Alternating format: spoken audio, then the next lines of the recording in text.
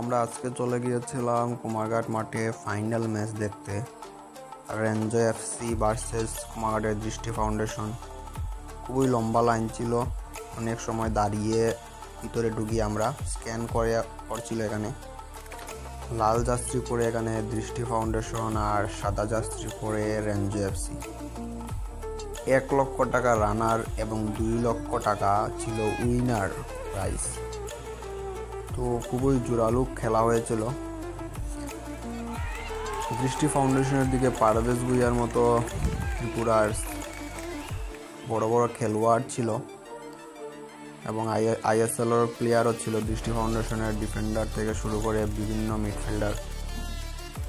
আবার রেঞ্জো এফসির দিকে লোকাল প্লেয়ার ছিল। এখানে ওরা এত সুন্দর প্রদর্শন করেছে, খেলা এটা দেখার মতো ছিল।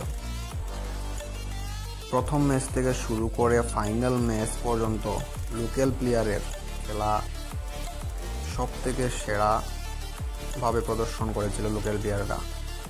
রেঞ্জো এফসির দিকে সাদা জার্সি পরে রেঞ্জো এফসি।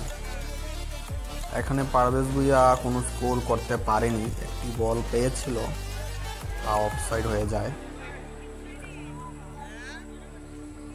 অনেক চেষ্টা করেছিল পারভেজ ভুঁইয়ার দল দৃষ্টি ফাউন্ডেশন, কিন্তু 3-1 গোলে পরাজিত হয় দৃষ্টি ফাউন্ডেশন। এখানে অনেক অ্যাটাক করেছে রেঞ্জো এফসি, কিন্তু 3টা গোল দিতে সক্ষম হয়েছে রেঞ্জো এফসি। দৃষ্টি ফাউন্ডেশন অ্যাটাক করেছে, কিন্তু স্কোর যে ছিল খুবই কম, শুধুমাত্র একটা। তাই